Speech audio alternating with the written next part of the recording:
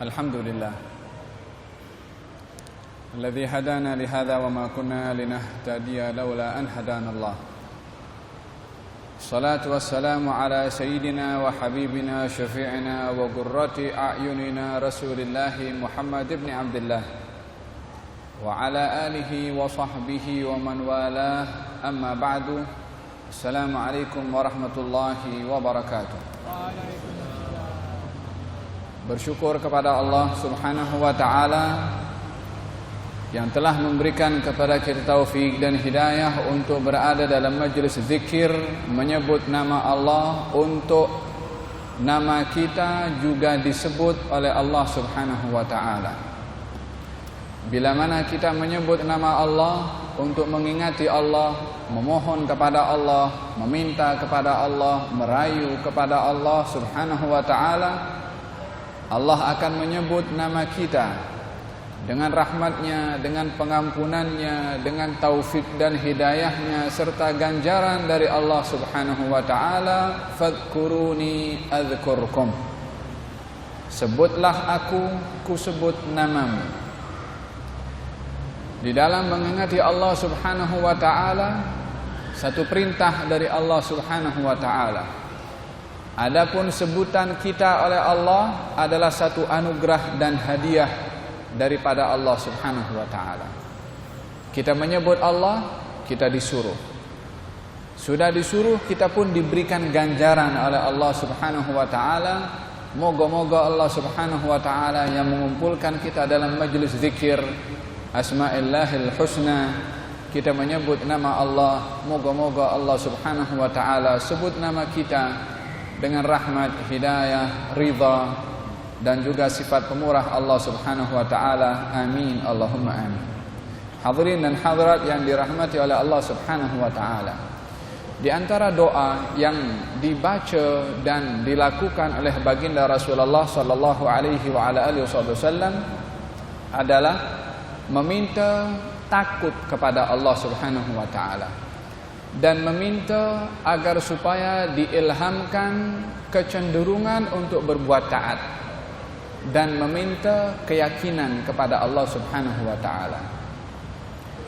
Minta takut, minta ilham untuk berbuat taat dan meminta keyakinan. Tiga perkara ini adalah perkara yang terkait dengan kesemuanya dengan hati. Rasa takut, ilham cenderung untuk berbuat taat, dan yang ketiga adalah berkenaan dengan keyakinan keseluruhannya terkait dengan hati. Amalan manusia terbagi menjadi dua bahagian. Amalan yang terkait dengan tubuh badan, mata untuk membaca, melihat keajaiban ciptaan Allah, telinga untuk mendengar nasihat, bacaan Quran dan seterusnya, lisan untuk bergerak berzikir, tangan untuk bersedekah dan seterusnya. Anggota tubuh badan ini mempunyai bahagian ruang untuk meraih ganjaran dari Allah dengan ibadah fizikal. Pada masa yang sama ada amalan hati yang ianya terkait dengan amal ibadah di dalam hati, yaitu seperti sifat ikhlas, seperti rasa takut kepada Allah, seperti yakin kepada Allah Subhanahu wa taala, dan ini adalah bahagian daripada amalan hati. Ketiga-tiga yang diminta oleh Nabi sallallahu alaihi wasallam sebagaimana dalam hadis baginda Rasulullah, Allahumma qsim lana min khasyatika ma tahulu bihi bainana wa baina ma'asik wa min ta'atika ma tuballighuna bihi jannatak wa min al-yaqin ma tuhawwinu bihi alaina masa'ibad dunya wa mata'na bi asma'ina absarina wa quwwatina abadan ma ahyatana, dan seterusnya doa itu. Tapi tiga perkara ini terkait dengan perkara yang terkait dengan amalan hati. Ya Allah, aqsim lana. Aqsim meminta peruntukan, agihan. dari Allah Subhanahu wa taala agar supaya diberikan peruntukan rasa takut kepada Allah Subhanahu wa taala. Lalu meminta natijah hasil daripada takut itu yang menghalang seseorang untuk berbuat maksiat. Yani bukan hanya minta takut sahaja, tapi ada meminta natijah daripada takut itu. Terkadang orang takut kepada Allah, tetapi pada masa yang sama dia pun melakukan maksiat. Dirinya sadar kalau dia takut kepada Allah, tetapi masih berbuat maksiat. Rasa takut seperti ini belum sampai kepada puncaknya, belum sampai kepada tahap yang sempurna. Tahap kesempurnaan rasa takut kepada Allah bila mana rasa takut itu menghalang seseorang itu berbuat maksiat. Oleh sebab itu yang diminta oleh Nabi sallallahu alaihi wasallam, Allahumma qsim lana min khasyatika ma tahulu bihi bainana wa baina ma'asik. Ya Allah, berikan kepada aku peruntukan rasa takut kepadamu yang menghalang aku daripada melakukan perbuatan maksiat-maksiat kepadamu. Rasa takut ini adalah satu hadiah atau rezeki. Allahumma qsim lana, yakni minta rezeki dari Allah Subhanahu wa taala. Rezekinya itu berupa rasa takut kepada Allah Subhanahu wa taala, dan sebaik-baik rezeki dianugerahkan oleh Allah kepada seseorang adalah mempunyai rasa takut kepada Allah Subhanahu wa taala. Pada masa yang sama, lawan daripada takut yang perlu diminta oleh seseorang kepada Allah Subhanahu wa taala adalah meminta agar supaya hatinya dipenuhi dengan harapan kepada Allah Subhanahu wa taala. Dua perkara ini adalah perkara yang asas dan penting dalam perjalanan hidup manusia. Takut dan juga berharap. Al-Imam Ibnu Qayyim mengatakan perumpamaan manusia dalam hidup ini, dalam hubungannya dengan Allah, dalam ibadahnya kepada Allah Subhanahu wa taala adalah umpama burung. Perumpamaan manusia dalam beribadah kepada Allah umpama burung yang terbang. Dan tiga perkara penting kepada burung itu untuk boleh terbang. Yang pertama, kepalanya. Yang kedua, sayap kanan. Yang ketiga, sayap kiri. Baru akan seimbang. Tiga perkara ini menjadi hubungan manusia dengan Allah dalam ibadahnya umpama burung tadi. Sayap kanannya rasa takut kepada Allah, sayap kirinya rasa harapan kepada Allah, adapun kepalanya ini adalah beribadah dengan dasar cinta kepada Allah Subhanahu wa taala. Orang yang beribadah kepada Allah hanya takut sahaja, maka tidak sempurna ibadahnya. Orang yang beribadah kepada Allah dengan harapan sahaja, umpama burung tadi yang tak berkepala. Tapi kalau orang beribadah kepada Allah dengan rasa takut, rasa harapan, dan adanya cinta kepada Allah, baru ibadahnya itu dapat dinikmati. Orang kalau beribadah takut, maka dia takut saja. Kalau dia berharap, maka dia tidak mengindahkan kesilapan yang dilakukan. Tapi kalau dia beribadah dengan dasar cinta kepada Allah Subhanahu wa taala, barulah sempurna ibadahnya kepada Allah Subhanahu wa taala. Satu hari baginda Rasulullah sallallahu alaihi wasallam menziarahi kepada salah seorang sahabatnya yang sedang sakit, dan sakitnya itu sakit tenat. Dihampiri oleh baginda Rasulullah, diziarahi, lalu ditanya oleh baginda Rasulullah, "Kaifa tajiduka?" Bagaimana kamu mendapati diri kamu? Katanya mengatakan, "Saya takut akan dosa saya dan saya berharap akan rahmat Tuhan saya." Saya takut akan dosa yang pernah dilakukan dan saya berharap akan rahmat Tuhan saya. Kata baginda Rasulullah, tidak terkumpul dua perkara ini kepada seseorang kecuali Allah akan mengamankan daripada apa yang dia takut, dan Allah akan memberikan apa yang diharapkan. Dia takut akan dosanya, diamankan Macam mana diamankan? Yakni dihapuskan dosanya.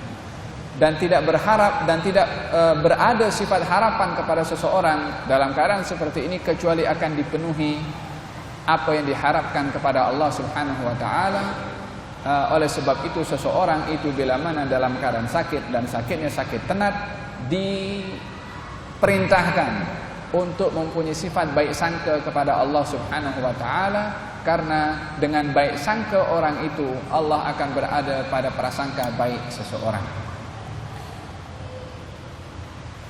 Dalam hadis yang lain, baginda Rasulullah sallallahu alaihi wasallam bersabda, Allah tidak akan menghimpunkan kepada seorang hamba 2 kali rasa takut dan 2 kali rasa aman.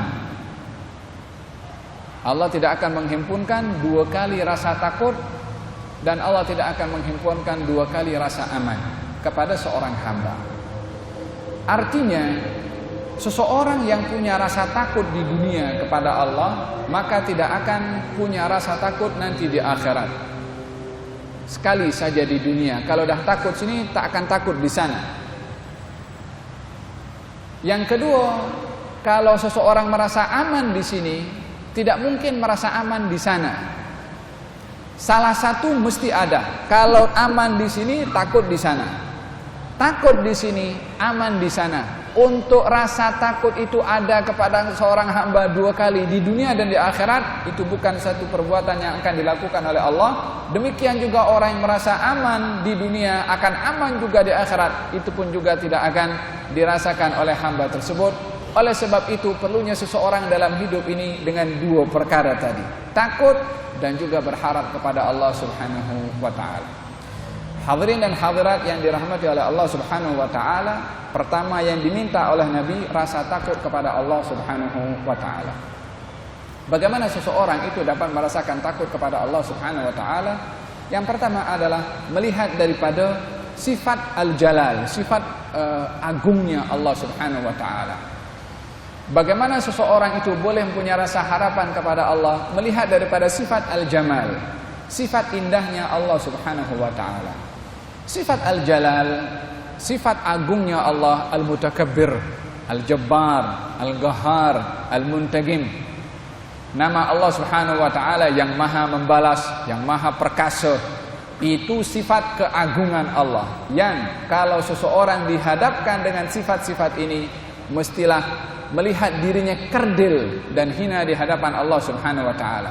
Tapi bila mana membaca sifat-sifat yang mulia kepada Allah, maka dirinya akan lahir seperti sifat Al-Karim, sifat Al-Ghafur, sifat Al-Afu, yang maha pemaaf, yang maha pemurah. Maka dia akan cenderung untuk mendapatkan maaf, pemurah dan pengampunan dari Allah Subhanahu wa ta'ala. Dalam kaitan ini Allah menyentuh di dalam Al-Quranul Karim tentang sifat takut dan juga sifat berharap dalam firman Allah Subhanahu wa ta'ala, Ghafirid dambi wa qabilit tawbi syadidil iqab. Allah Subhanahu wa taala maha pengampun, Ghafirid dambi wa qabilit tawbi, dan Allah itu menerima taubat. Ini harapan. Yang berdosa berharaplah untuk mohon ampun, yang berdosa bertaubatlah karena Allah menjanjikan taubat. Ini harapan. Tapi yang kedua adalah syadidul iqab, dzit taul. Syadidul iqab, azabnya itu adalah sangat dahsyat. Kemudian syadidul dzit tauli, yang maha perkasa, yakni Allah Subhanahu wa taala, agar supaya orang gerun kepada Allah Subhanahu wa taala. Ayat ini beriringan langsung. Ghafirud dambi wa qabilit taubi syadidul iqab dzit taul. Maha pengampun, maha penerima taubat, dan Allah maha dahsyat azabnya. Yang pertama adalah harapan, yang kedua adalah rasa takut kepada Allah Subhanahu wa taala. Oleh sebab itu seseorang yang berjalan di atas muka bumi ini dengan 2 perkara tadi, rasa takut dan rasa berharap kepada Allah Subhanahu wa taala, akan mendapatkan bahagian daripada hakikat ibadahnya kepada Allah Subhanahu wa taala. Qala Sayyidina Abdullah ibn Rawahah, sebab yang kedua untuk kita dapat merasakan takut kepada Allah Subhanahu wa taala, membaca ayat-ayat yang menceritakan tentang azab Allah Subhanahu wa taala.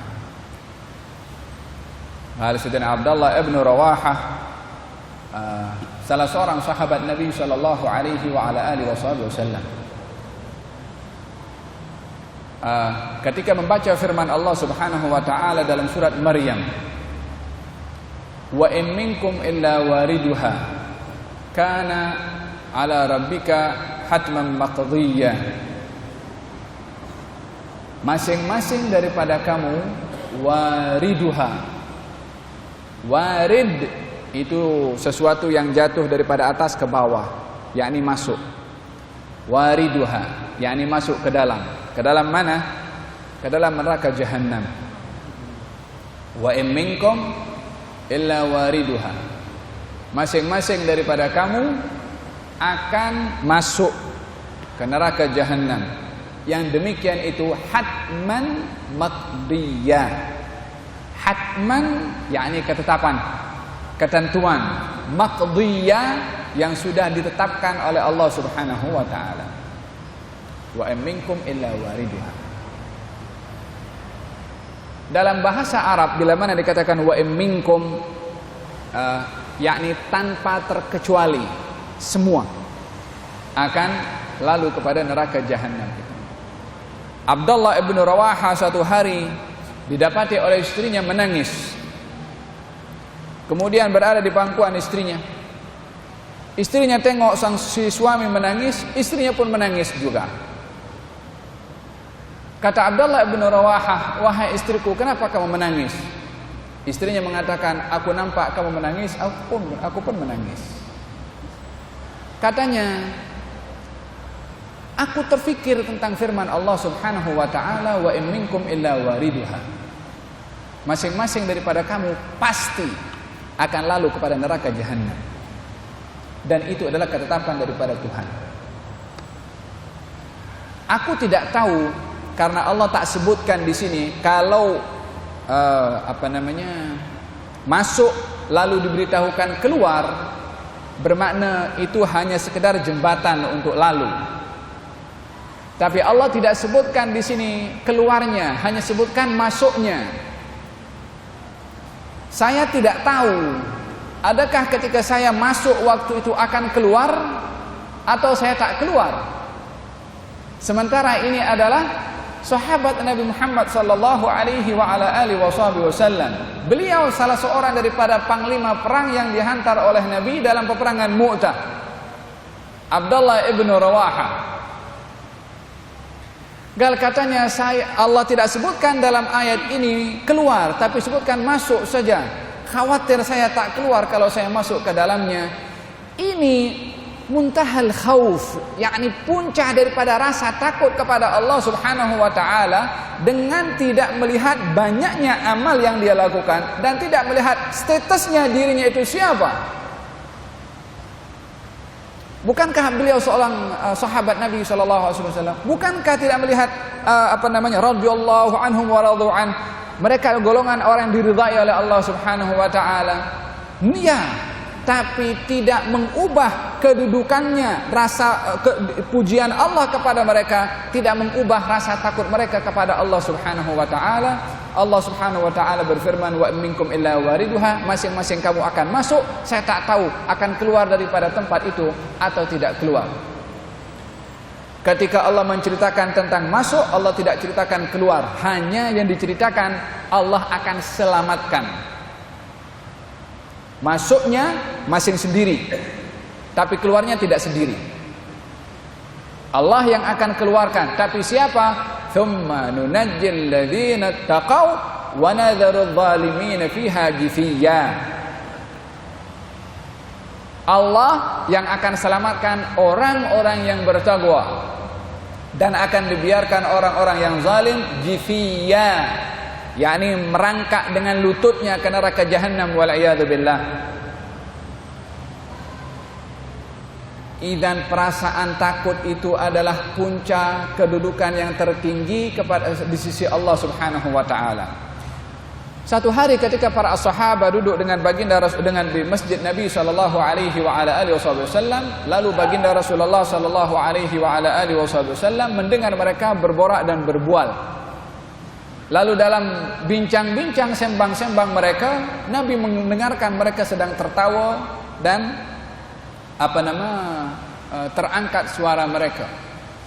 Kemudian kata baginda Rasulullah SAW keluar daripada rumahnya dengan wajah yang sedikit berbeza dan mengatakan kepada mereka, para sahabat, kenapa kamu ketawa? Adakah kamu sudah merasa aman daripada ketentuan Allah Subhanahu wa ta'ala kepada kamu, untuk kamu sudah dijamin masuk surga, sehingga kamu sempat untuk ketawa sekarang ini? Yang bikin kamu ketawa ini apa? Allah dah bagi macam jaminan kamu akan masuk surga? Mereka mengatakan, Sayyidina Abdullah bin Mas'ud meriwayatkan perkara yang sedemikian. Kata baginda Rasulullah, kata Abdullah bin Mas'ud, ya Rasulullah, yakni memberitahukan ini sekedar sembang-sembang biasa.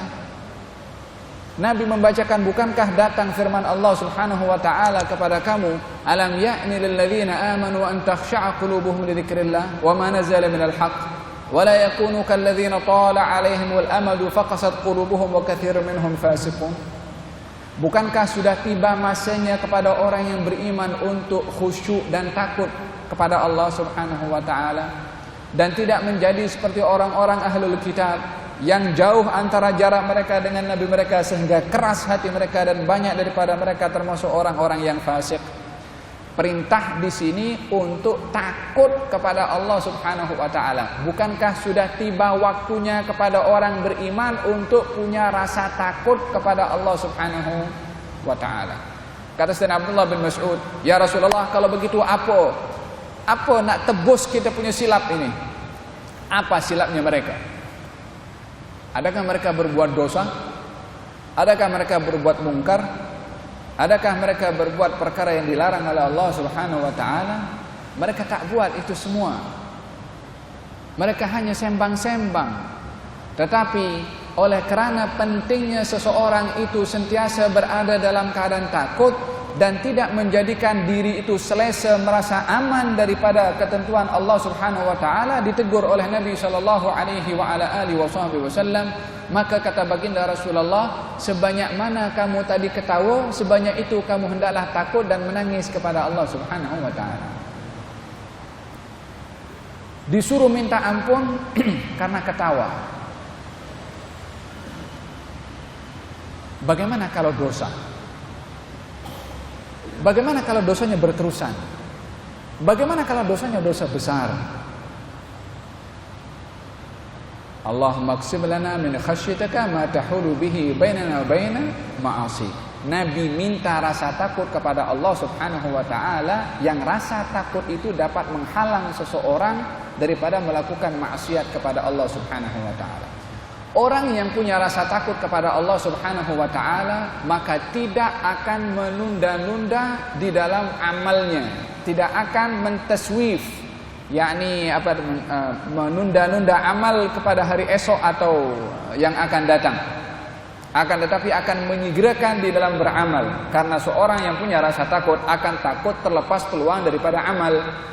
Makanya doa yang kedua tadi, wa min ta'atika ma tuballighuna bihi jannatak, minta agar supaya ketaatan itu diilhamkan kepada Nabi, supaya berbuat taat yang menghantarkan taat itu kepada syurga. Tentunya ketaatan di sini adalah ketaatan yang ikhlas karena Allah Subhanahu wa ta'ala. Minta taat yang membawa seseorang kepada syurga, karena di situ ada taat yang tidak membawa orang kepada syurga. Ada ketaatan yang tidak membawa seorang kepada syurga. Ketaatan siapa yang tidak membawa seorang kepada syurga? Ketaatan yang tidak ditunaikan karena Allah Subhanahu wa ta'ala. Ketaatan yang tidak ditunaikan karena Allah tidak akan membawa seseorang itu kepada syurga Allah Subhanahu wa ta'ala. Dan permintaan yang kedua kepada baginda Rasulullah sallallahu alaihi wasallam, minta taat, dan juga taat itu membawa seseorang kepada syurga Allah Subhanahu wa ta'ala. Oleh sebab yang demikian, baginda Rasulullah sallallahu alaihi wasallam bersabda, badiru bil a'mali sab'an. Badiru bil a'mali sab'an. Dahuluilah atau percepatlah di dalam beramal daripada 7 perkara sebelum datang kepada kamu. Perintahnya di sini bersegera di dalam beramal sebelum 7 perkara datang. Dan 7 perkara ini semuanya penghambat kepada amal, penghambat kepada taat, penghambat kepada seseorang untuk sampai surga Allah dengan taatnya. Apa kata baginda Rasulullah SAW yang pertama? Hal tantadhiruna illa ghinan mudghiyan. Kalau kamu tidak percepat di dalam beramal, 7 perkara akan mendahului kamu daripada amal kamu. Yani sebelum beramal mungkin salah satu daripada 7 ini akan datang kepada kamu sehingga kamu tak mampu beramal. Apa pertama? Ghinan mudghiyan. Kekayaan yang membinasakan. Kekayaan yang membinasakan adalah nikmat yang diberikan oleh Allah Subhanahu wa taala kepada seseorang, kekayaan yang diberikan oleh Allah kepada seseorang yang membinasakan orang itu dengan menggunakan kekayaannya kepada perkara yang dimurkai oleh Allah Subhanahu wa taala. Kalau diberi kekayaan dan ada kecenderungan untuk berbuat amal yang baik, segerakan dengan kekayaannya sebelum kekayaan itu mengubah niatnya, nawaitunya untuk dipergunakan kepada tempat yang tidak baik. Hal tantadhiruna illa ghinan mudghiyan. Kamu kalau tidak mempercepat dalam amal perbuatan baik melalui harta kamu, maka yang akan datang sebaliknya, kekayaan yang membinasakan kamu, yakni kepada tempat yang tidak baik, wal iyadu billah.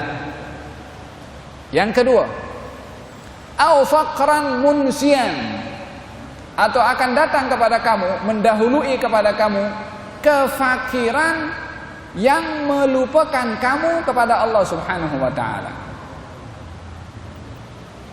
Di antara perkara yang amat mencabar kepada agama adalah sifat fakir. Kadal faqru ay yakunu kufran. Hampir saja kefakiran itu membawa orang kepada kekufuran. Kata Sayyidina Ali mengatakan, kalau fakir ini adalah manusia, saya penggal kepalanya. Karena dahsyatnya ini kefakiran yang mengancam orang yang fakir. Dengan apa terancamnya seseorang dengan kafiran? Yabi'u dinahu bi'aradin minad dunya, akan menjual agamanya bi'aradin, dengan sedikit saja daripada keduniaan. Dan fakir di sini ada yang utama adalah fakir dalam hati, yakni fakir jiwa. Orang kaya pun juga kalau rakus tetap dia fakir dalam jiwanya. Orang yang berilmu pun kalau fakir hatinya, daripada merasa cukup dengan Allah Subhanahu wa taala, akan menjual ilmunya dengan dunia juga. Berapa banyak orang berilmu, termasuk orang yang berilmu agama juga, menjual agamanya dengan yabi'u dinahu, menjual agamanya. Ya siapa saja yang punya fakir di dalam hati dan jiwanya. Dengan apa dijual itu agama? Bi'aradin minad dunya, hanya sepotong daripada keduniaan sahaja. Au faqran munsiyan, atau akan datang kepada kamu kefakiran yang melupakan kamu kepada Allah Subhanahu wa taala. Orang kalau dalam keadaan fakir dan dalam keadaan tersepit dengan keadaan apa saja boleh dilakukan, mencuri, merompak, menipu dan seterusnya. Walhasil kemiskinan itu sendiri, bila mana orang yang miskin itu tidak mempunyai kemantapan di dalam iman, maka kemiskinannya akan menjerumuskan kepada perbuatan yang dibenci oleh Allah Subhanahu wa taala. Maka kata Nabi, percepatlah di dalam beramal selagi kamu sekarang ini diberi peluang oleh Allah sebelum datang kemiskinan. Bila datang kemiskinan, ya ini Nabi menunjukkan kepada orang yang sedang diberi rezeki nikmat oleh Allah, bersegeralah beramal dengan nikmat sebelum datang miskin, sehingga tak boleh lagi berbuat apa, bahkan akan membinasakan kepada dirinya sendiri. Yang ketiga, au haraman mufsidan, au haraman mufannidan, au haraman mufannidan. Bersegeralah kamu dalam beramal sebelum datang perkara yang ketiga tadi. Apa yang ketiga? Masa tua yang melupakan akal untuk berfikir waras. Yakni sampai kepada peringkat nyanyuk, dah tak boleh lagi untuk beramal. Akalnya tidak lagi berfungsi sehat.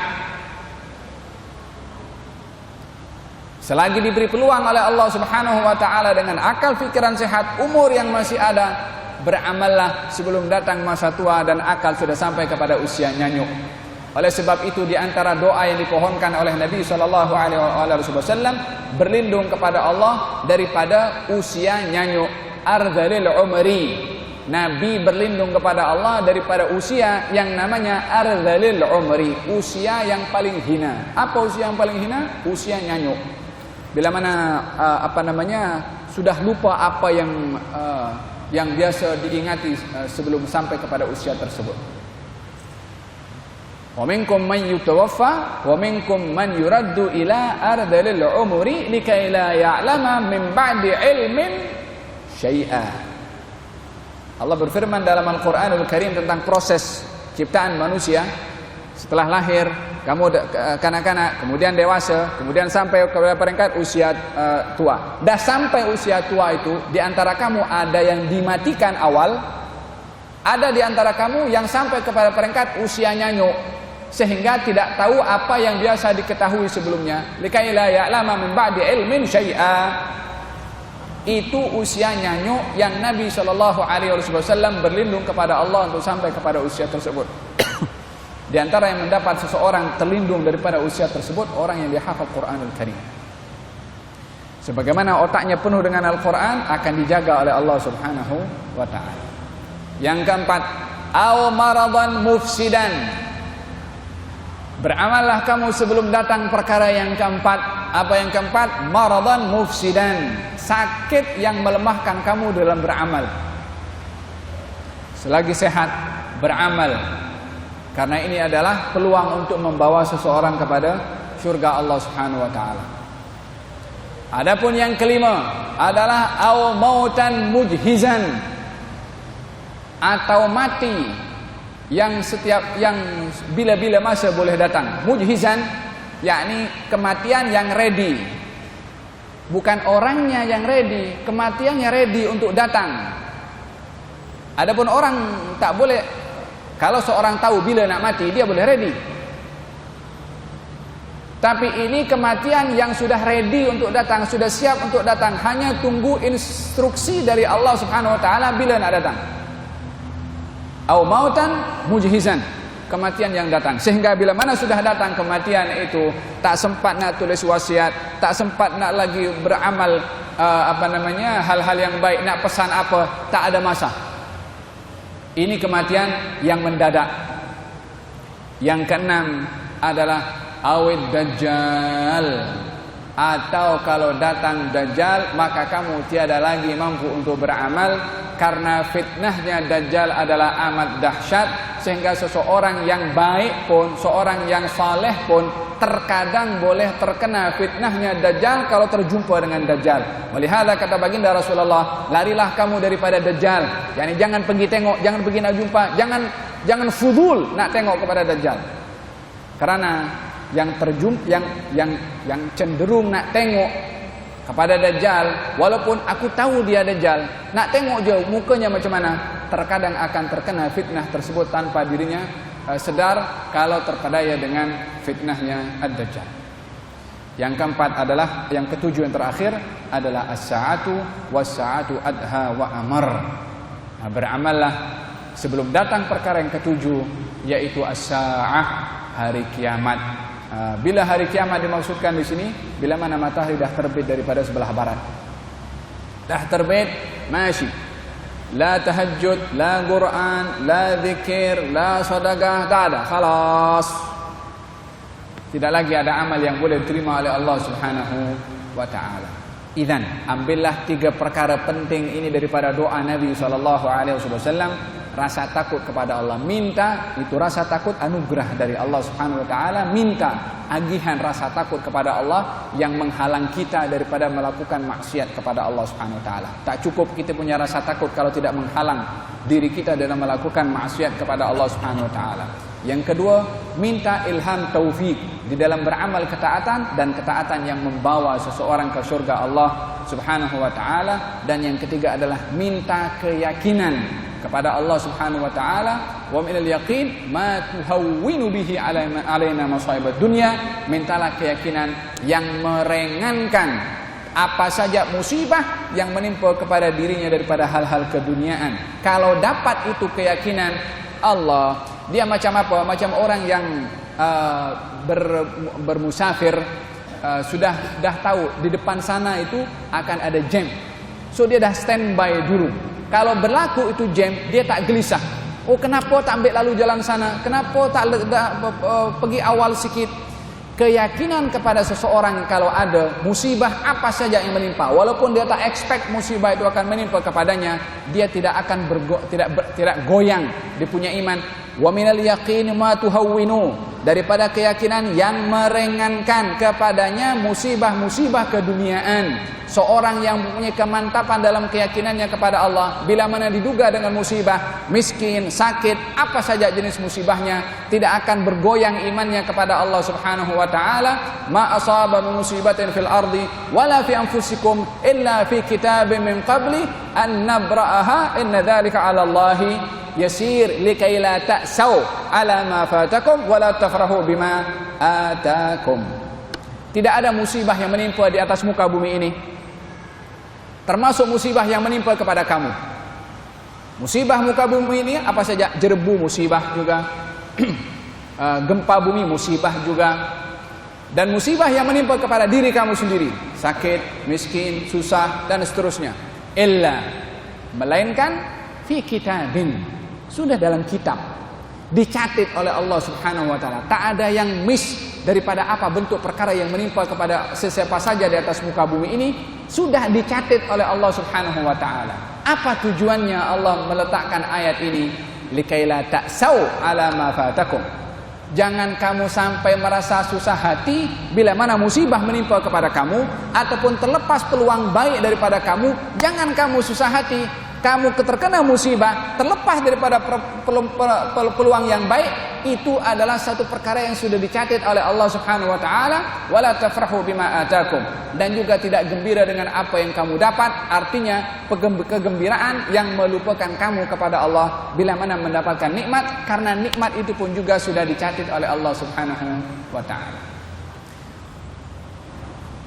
Dan ini 3 perkara penting yang diminta oleh Nabi SAW, yang kita juga ingin minta kepada Allah Subhanahu wa taala. Rasa takut kepada Allah, ilham untuk kita berbuat taat yang membimbing kita ke surga Allah, dan diberikan keyakinan oleh Allah Subhanahu wa taala. Al-yaqin huwal imanu kulluh, keyakinan itu adalah keimanan secara keseluruhan. Allahumma qsim lana min khasyatika ma tahulu bihi bainana wa baina ma'asik, wa min ta'atika ma tuballighuna bihi jannatak, wa min al-yaqini ma tuhawwinu bihi alaina masaibad dunya. متعنا بأسمائنا وأبصارنا وقوتنا أبدا ما أحيتنا واجعله الوارث منا واجعل ثأرنا على من ظلمنا وانصرنا على من عادانا ولا تجعل مصيبتنا في ديننا ولا تجعل الدنيا أكبر همنا ولا مبلغ علمنا ولا تسلط علينا من لا يرحمنا برحمتك يا أرحم الراحمين وصلى الله على سيدنا محمد وعلى آله وصحبه وسلم الحمد لله رب العالمين.